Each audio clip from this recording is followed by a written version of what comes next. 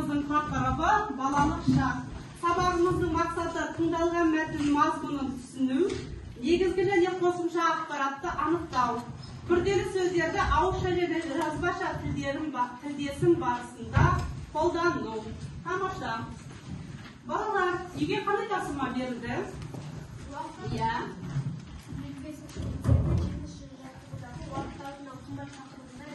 Тамаша. Барлығымыз көршіміздің дәптерімізді аламыз да тексереміз. Бізге жоғарғы бал. Нұрай. Уақыт алтыннан да қымбат. Өйткені адам уақытты сезінгенде ғана өзін-өзі қадағалап отырады, өзіне уақыт берілмейді. Халықтың тіршілігі, мәдениеті, тарихы сол тарихтағы өзгерістер уақыттан тыс бола алмайды. Адамзаттың дамуы да уақытқа байланысты. Уақыт кері жүрмейді. Қаншама тарихи өзгерістер білмейді. Тамаша, жақсы. Қанша бал? 2 бал. Келісеміз ба? Келісеміз. Азамат оқиды тапсырмасын. Менің ойымша уақыт алтыннан қымбат. Өйткені сен кім болсаң да, бай ақша көп болса да, бірақ сен уақытты тоқтата алмайсың. Сондықтан қате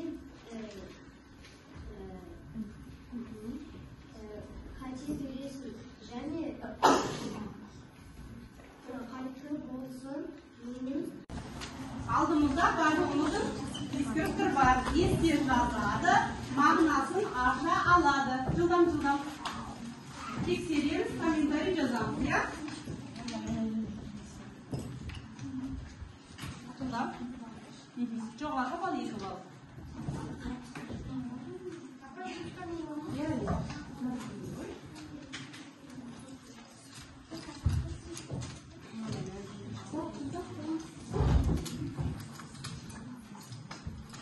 Тексеріп болдық па?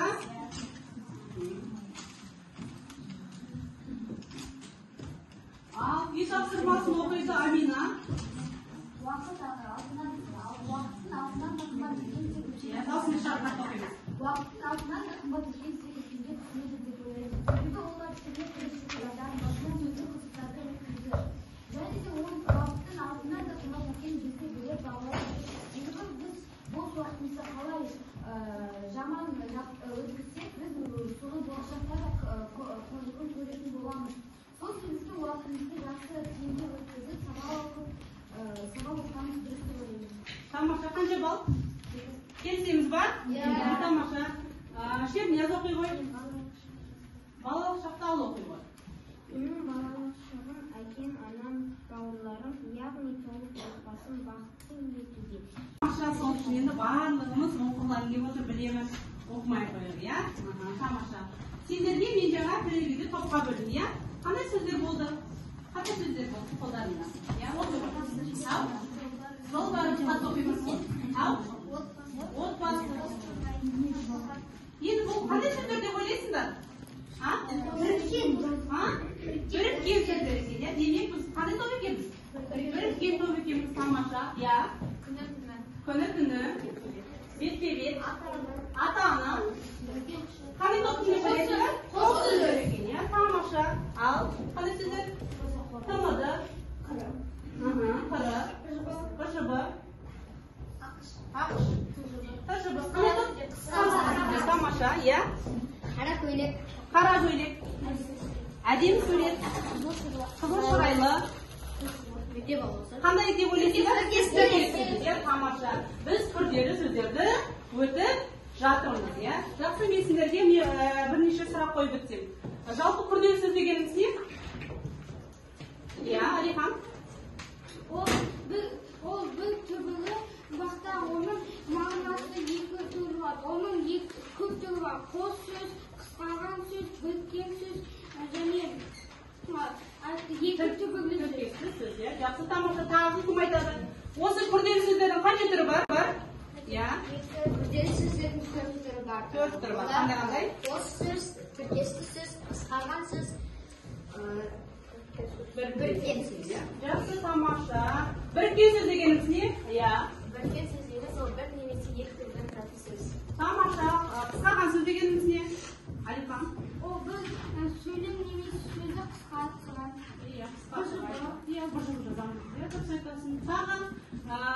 Тіркес сөз дегеніміз не?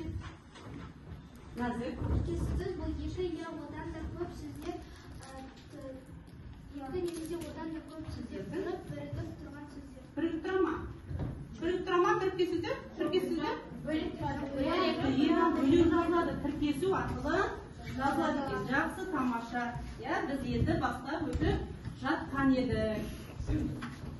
Олай болса, кітабымызды ашамыз, 55-ші бетті ашамыз, балалық шақия тақырып. Не дейді? Мәтінді оқып, негізгі ойды анықтаңдар. Ал біздің дискрипторымызды оқып жіберші, Тамирис. Мәтінді тыңдайды,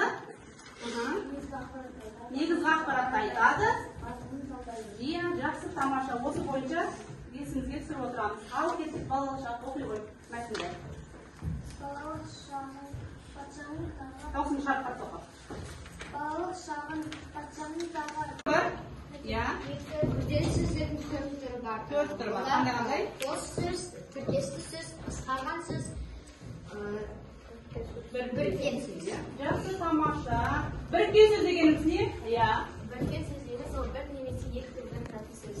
Тамаша. Қысқарған сөз дегеніміз не? Алихан. Ол бір сөйлем немесе сөзі қысқартылған. Бұжып жазамыз. Дұрыс айтасың. Тағы тіркес сөз дегеніміз не? Назик. Тіркес сөз бұл екі я одан да көп сөздер, екі немесе одан да көп сөздер бірігіп тұрған сөздер. Бірігіп тұра ма?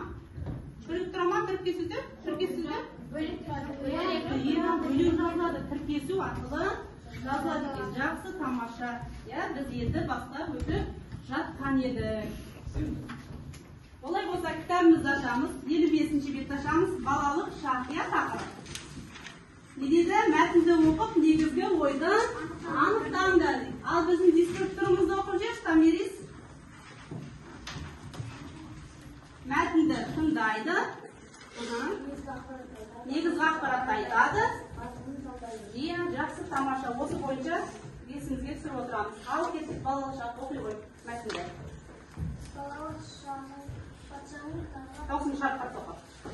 Балалық шағын патшаның тағы.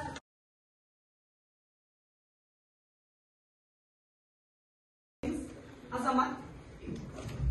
ішінде бір ақ жаз болады. Ағаш шөптен жапырақтан бір ақ рет жасалады. Осы секілді адамның да басына жастық екі келмейді. Димаш. Жастық біздің өміріміздің жазы. Жаздан кейін қалай күз келеді. Сол секілді жастықтан соң кәрілік жетеді. Шаруасына жинақты кісілер жазды күні қыстың азық түлігін даярлап қояды. Тамаша, күлім. Адамды жасынан өле білім, жақсы мінездерді бойына жинауы тиіс. Үнсіз ол қайтарған шағында қарақат тіршілік өте алмайды. Тамаша, топпен ақылдасамыз. Бұл жердегі негізгі ақпарат, қосымша ақпарат, мағынасы қандай топпен ақылдасамыз. Ал Димаш айта ғой. Негізгі ақпараты бұл жақта мысалы мезгілдермен де теңеген. Адамның мысалы адам бірінші туылып, жас болып, одан кейін уақыт өте келе кәртейеді. Ал сол секілді жазда ауа райы жарқайып күшті болып тұрады да, күзді күні жаңбыр жауып, Жақсы, тамаша. Алихан. Біз барлық жазып тұрғандай, адамның басына да жастық екі келмейді. Ол адам бір жастығын өткеннен кейін ол жастығы өміріне қайта келмейді. Тамаша. Керемет. Нұрислам.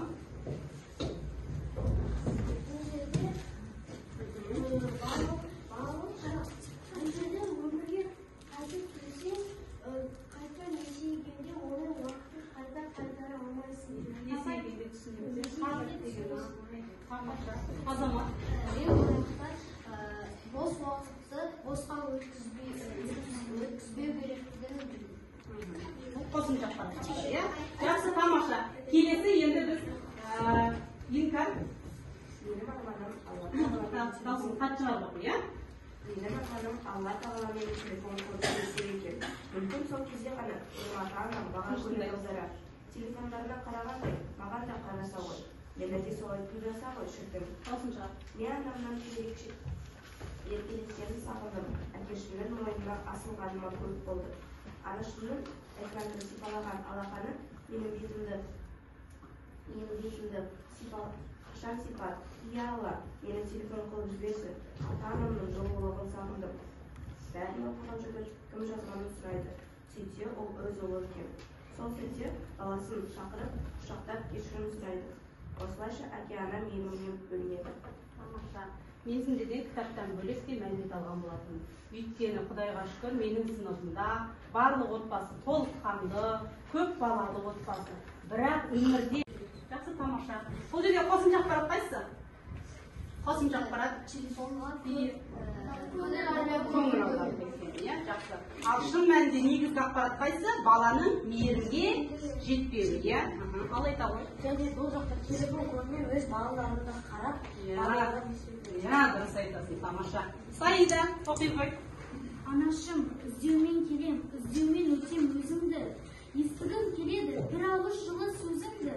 Жас жаныма серік етіп келемін, таусылмайтын сабырменен өзіңді. Қалайша қиып, қалайша мені тастадың. Сенсіз әлем қара түнек, ашық емес аспаным. Ұшы көп көшелерде кетіп бара жатқанда қараймын қызығып анасына. Анашым, кеудеңдегі жүрек пе, әлде темір ме? Тастар болса, неге әкелдің өмірге? Неге аямадың сен мені? Тумай жат, бақ түсірдің көңілге.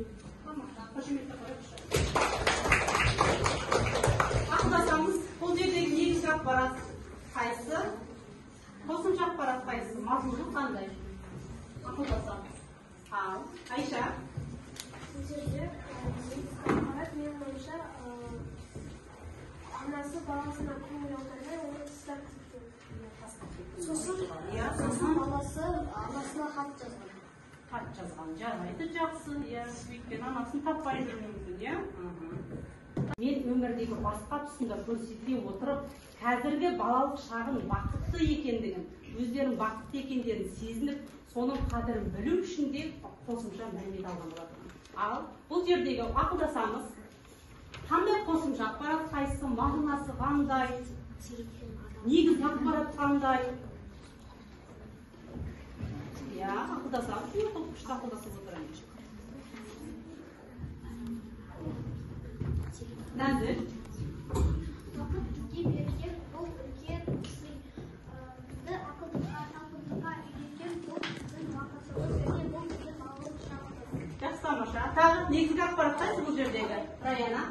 Негізгі ақпарат ол кейбір ата-аналар өзінің балаларына телефонға көбірек уақыт бөледі. Одан қарағанда өзінің балаларына уақыт бөлгені жақсы болады. Себебі олар телефонда көп отырады. Ата-анасына мейірімі жетпеген баланың оқиғасы, иә?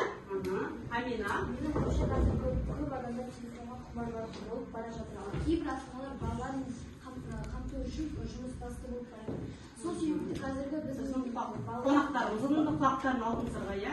балалар көбінесе ата-аналардың еркін ала алмай жүреді. Сол себепті олар өзінде болашақта қатал адам болуы мүмкін. Сол себепті қазір балалар кішкентай кезінде оларға көптеген өмір бөліп мейірім беру керек. Жақсы, тамаша. Жазып, иә? Ең бақытты сәтімізде, сол ең бақытты сәтті сыйлаған ата-анамызға, ата-әжемізге, құрбымызға алғыс хат жазамыз. Ал құрметті деп бастаймыз, иә? Желтоқсанның 7-сі, сынып жұмысы, балалық шақ. Жылдамдатамыз, иә?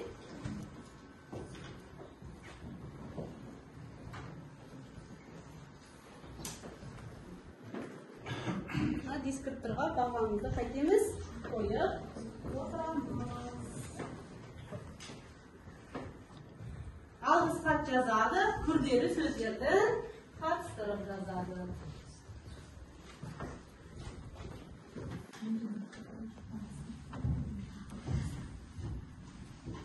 Деп жүрміз.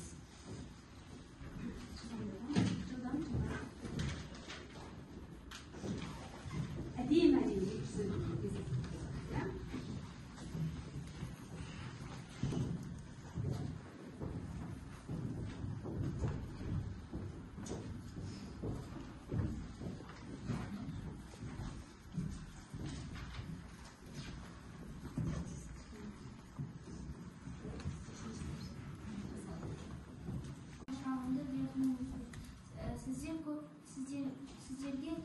көп рахмет. Және өзімнің достарыма рахмет. Әрдайым менің қасымда болғандарың үшін рахмет. Ой, тамаша. Димаш. Әрбіріміздің ата-анамыз кезінде соғысты, бейбітшілік өмірді көрді. Бірақ та оны бізге қазір көрсетіп жатқан жоқ. Оның өзі бізге бір сый. Сол үшін мен сіздерге ата-анама алғысым шексіз. Тамаша, қошемет деп қояйықшы. Саида. Құрметті менің ата-анам, мен сіздерге рахмет айтқым келеді. Себебі сіздер маған менің осы әлемнің әр жеріне апарып мен сұраған заттарды алып бердіңіздер. Тамаша. Бақыт. Құрметті анашым, сіз осы өмірдегі үлкенсіз. Сіз бізді кішкентай кезімізден баққан анасыз. Сіз осы өмірдегі асыл жансыз. Тамаша, қошемет. Ал. Асылжансыз. Асылжан деген қандай сөз? Біркен. Біркен? Тіркестер. Тіркестер. Біркен сөз бірге жазылады. Айта ғой. Құрметті ата-анам, сізге рахмет. Менің көңілді балалық шағыма. Сіз мені жақсы балалық шақты көрсетіп тәрбие бердіңіз. Ой, тамаша, қошемет. Сендердің аналарға мен де алғыс айтамын, мың алғыс деп айтамыз, тамаша, қошемет. Ал келесі. Қиындықта тастамайды, ал сыныптастар менен бірден қабылдап тату-тату сыныптас болып жүргеніме өте үлкен рахмет айтамын. Ал менің ұстаздарым маған білім беріп, менің болашағымды жақын болсын деп маған талай еңбектерін төгіп жатыр. Сол себепті мен сіздерге үлкен рахмет айтамын. Тамаша, қанша балл? 2 балл, келісеміз ба? Тамаша, Тамирис. Құрметті ата-анам, мен сіздер менің қызығымды көріп, балалық шағымды көріп, мені қолдағандарыңызға сіздерге рахмет айтамын. Сіздер де мына өмірде ата-ана жоқ. Мен сіздерді жақсы көремін, аман болсын. Тамаша, қанша балл? 2 балл. Келісеміз ба? Раяна. Құрметті анашым, сізге көп рахмет. Мені осы өмірге алып келіп, нәтиже көрсеткен үшін. Мен өзімнің балалық шағымды қызықты өткізу үшін менің барлық армандарымды орындадыңыз. Менімен бірге конкурсқа барған үшін сізге рахмет айтамын. Сізге көп рахмет, мен сізді жақсы көремін. Тамаша, Инкар. Құрметті ата-ана, мен сіздерге үлкен рахмет, үлкен алғыс білдіремін. Менің балалық шағымды өте қызықты жасап бердіңіздер. Өз көңіл-күйлеріңізді бізге алып неге алып келгеніңіздерге рахмет. Тамаша. Шемияз. Қалсын çaldı.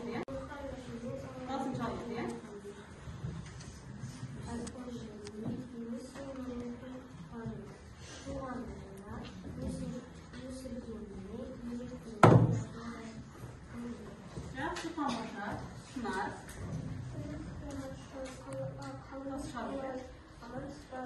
Мектеп әрі жақсы, мен сізге қаншасы болдым. Мен сізге қатты жақсы көремін. Сіз мені туып өсірдіңіз, тәрбиеледіңіз, өміріміздің мәнін түсіндірдіңіз.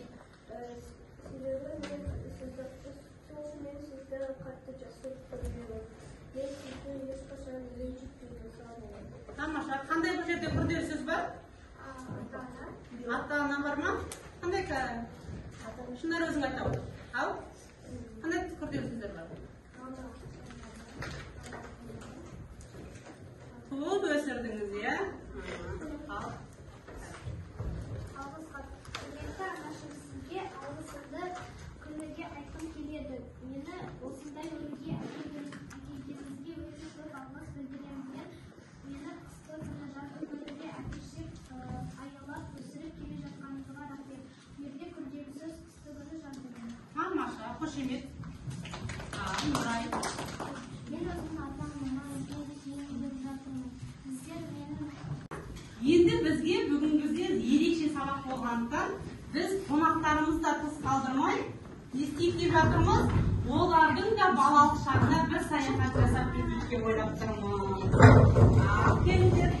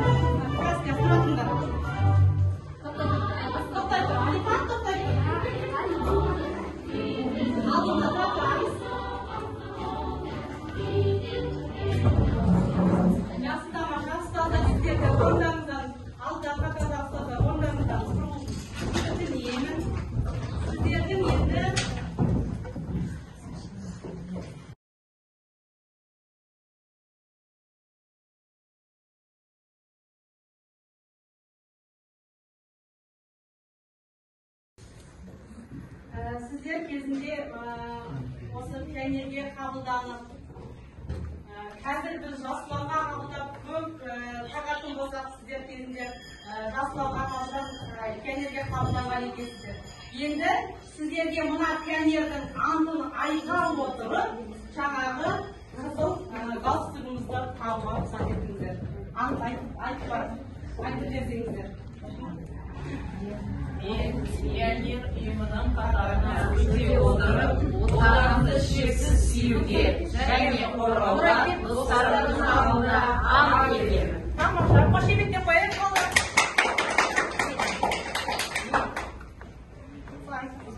Жақсағаныз балалар.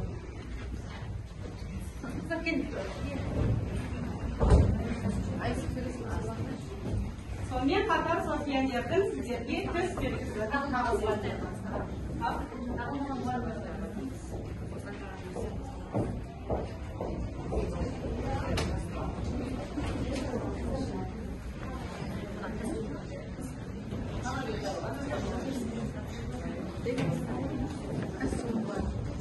Бұл қоңырау сендер үшін емес балалар, иә? Біз кешірек бастадық.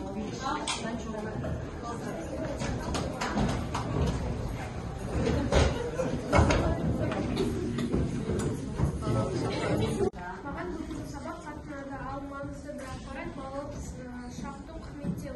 Мен сізге сыныптастарыма үлкен алғыс айтамын. Балалық шақ қымбат, маған сабақ ұнады және мен басқа да мұғалімдерді көрдім. Сізге де рахмет Жадыра апай. Және маған бұл тақырып ұнады. Маған бүгінгі сабақ ұнады. Мен өзімнің болашағымды еске түсініп қойдым. Ой, бұл балашаңыз.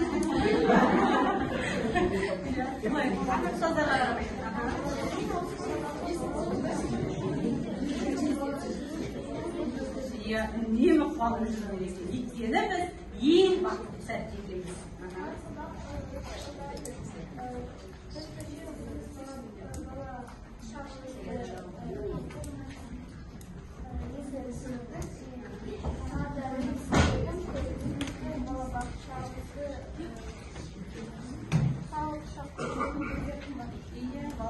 Қымбат екен. Тамаша. Айта ғой.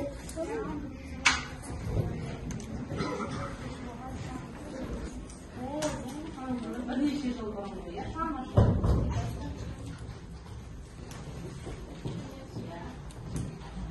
Айта бер.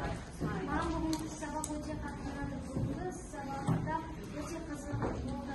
Жадыра апай сізге өте рахмет. Ой, рахмет. Саған да рахмет. Жадыра апай сізге алғыс айтамын. Ой, рахмет. Саған да алғыс. Ал азамат оқи ғой. Маған бүгінгі сабақ ұнады. Өйткені біз бұл сабақта күрделі сөздерді ұмытып білдік. Тамаша. Қошемет. Ал айтады. Маған бүгінгі сабақ ұнады. Маған ұнағаны анаға ауысқан жазу. Ой, тамаша. Ал айта ғой. Маған бүгін сабақ өте қатты ұнады. Және де мен осы сабақта балалық шақтың сондай қымбат екендігін және де сабақта мен басқа балалардың қандай қиын екенін Бүгінгі сабақта қызықты сәттер өте көп болды. Тамаша. Жақсы. Тағы. Сіздер айтатындарыңыз бар ма? Балалық шақтарыңызға жақсы саяхат жасап қайттыңыздар ма? Маған бұл сабақ қатты ұнады. Себебі бұл сабақ өте ерекше және өте қызық болды. Тамаша. Маған бұл сабақ өте ұнады. Себебі біз үлкендерге балалық шағын бізге түсіндік және өздерге балалық шағымызды қалай құрметтейтінімізді білдік. Және де ең үлкен рахмет айтамын Жадыра апайға және бізге келген қонақтарға өте үлкен рахмет. Бізге өз уақыттарын тауып келді. Ой, рахмет. Қошеметтеп қойыңыздаршы ең кішкентай оқушыларға. Маған сабақты топты жұмыс ұнады. Себебі бұл сабақта күрделі сөздерді және ереже. Тамаша. Себебі біз балалық шақтағы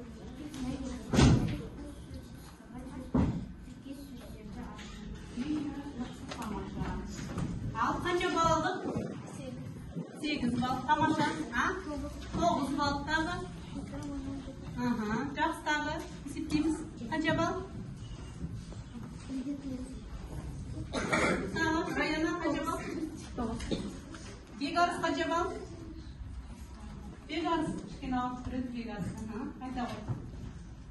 қанша бал алдың? Димаш қанша бал алдың? 7 бал, 9 бал.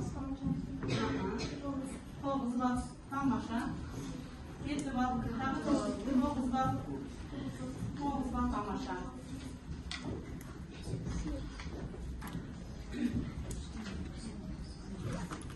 Бақыт деген сенің бала күндерің, бақытсыз ақ бақытты боп жүргенің деп Мұқағали атамыз айтпақшы.